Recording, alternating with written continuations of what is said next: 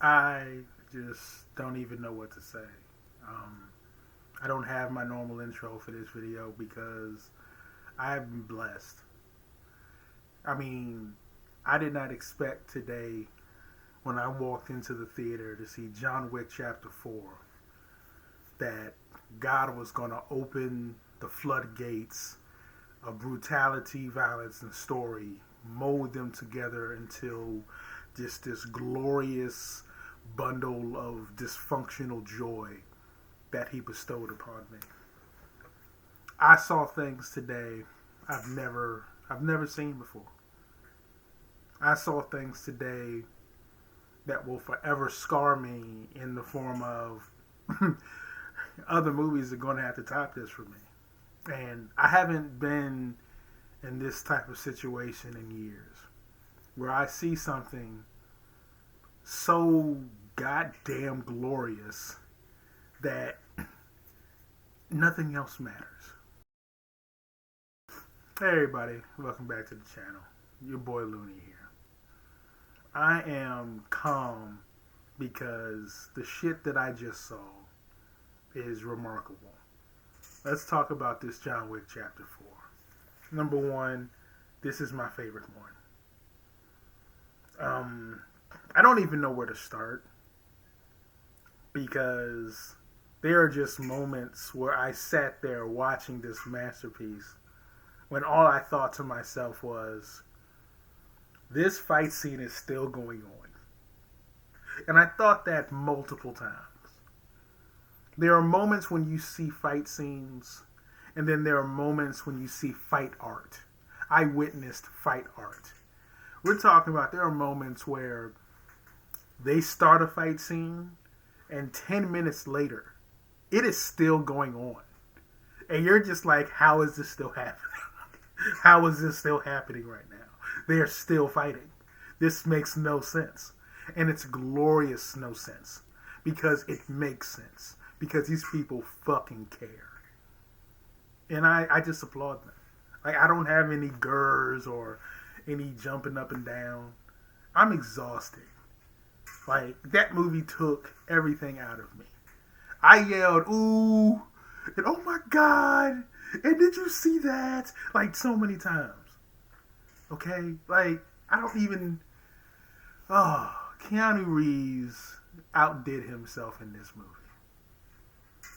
When I did the reaction to the trailer, one of the things I specifically said was if you do not know Donnie Yen, you need to educate yourself.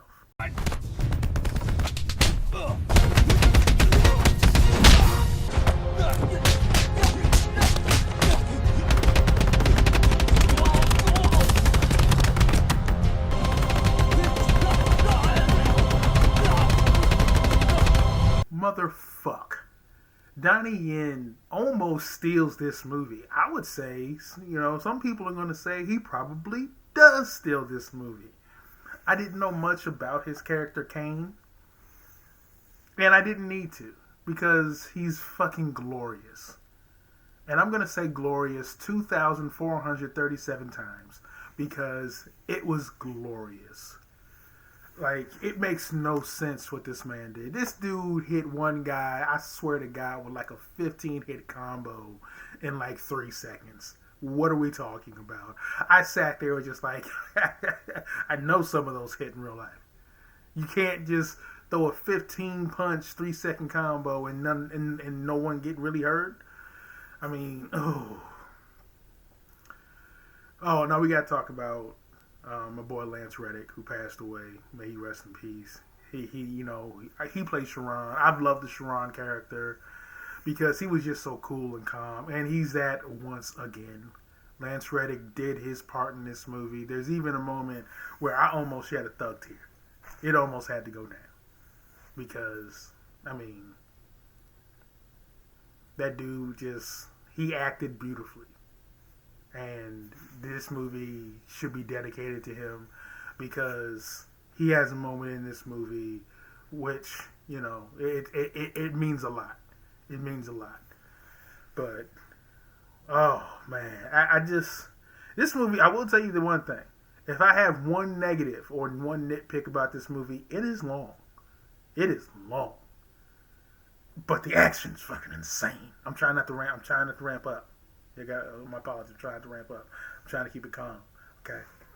But like there was a moment I looked over to my wife and was like, "What time is it?" Because so much had happened. And she was like, when she looked back at me. It's only been 45 minutes. I was like, "Oh shit, we in trouble." Like that's when I knew. That's when I knew we are in trouble. This movie's gonna go to the edge, step over it, kick the edge's ass, and then piss on the edge. Like that's how far we're going. Like, oh man, Lawrence Fishburne shows back up. I don't remember what the name of his. I think he plays King, or that's what he calls himself. Whatever. I don't give a damn. He was good in it. I don't care about his name. You know, he has some typical corny ass lines, but they still hit hard because it's Lawrence Fishburne saying them. And then we also have, man, the dude who plays Winston. Winston is the most underhanded, sneaky bastard that there has ever been. Okay? This dude manipulates so much shit to put himself in certain positions. And even when you think he's out, he still finds a way to weasel his ass back in. But once again, Winston did a wonderful job. Winston is like... I was concerned for Winston because I didn't know how were they going to try to attempt to repair the bond between Winston and John Wick. I was curious about that. We did get a resolution. I was quite interested in that resolution because I did not expect it. But, I mean, this thing is insane. There is a new character in this movie, and he really hasn't been in any of the trailers or anything that I can recall. But he's actually the guy with the dog. Like, the dog is his.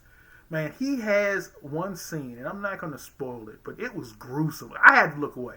And I don't look away from much, but this part made me just, which was interesting because I rarely have that. But he has a moment, and like when you see the movie, you'll know what I'm talking about. There is a moment where you're just like, we really have to see this? We're really seeing this? Okay. And then after that, I committed, and I was just in it. I just kept watching it. My wife was like, no, like she was throwing up the Holy Cross and everything. Me, after about 5 seconds of it was just yes. How far you want to go? I'm there now. But so that scene may affect some people because you not only hear it but you see it. So it smacks you quite viscerally. But I mean, the main villain of this movie, played by the Skarsgård boy. I think it's the one who played the clown from It. He was interesting in this movie, but I'm going to be honest. I didn't really care about his character. His character was in the forefront, but he wasn't in the forefront for me personally. And once Donnie Yen's Kane, and you got John Wick there with Winston, those are the top three characters I really kind of locked on to this movie because they were really kind of behind the wheel of the car at different points. So the main villain is a good one. He's ruthless, but he's not a physical threat. So that kind of shut me down on him just a little bit. But the acting that was portrayed by the Skarsgård boy was actually pretty good. So I can't complain about that. But overall, man, this movie is a must-see. This is the best of the John Wick movies. Like, this has been a great month. You got Creed 3 and you got John Wick 4. Shit. I'm feeling good on my fighting right now. I feel like I've been blessed, and I'm just hopeful that this continues because next week we got Dungeons and Dragons, and I'm just praying that's good because I saw the original one with Marlon Wayans, and I hated it. And I know nothing of Dungeons and Dragons, but I know that was trash. So hopefully this new one is good. But for God's sakes, have you seen this movie? What did you think about that one scene with the new character? How did you feel about with the sounds and the visually seeing it? How did you feel with the ending? Oh, and please stay after the credits. There is a end scene. There is a end credit in this movie. I would have liked some more expansion of that end credit, but there is a end credit.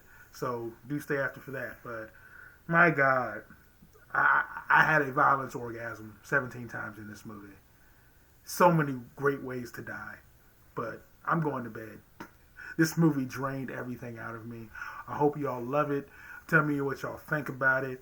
But until the next one, Looney out.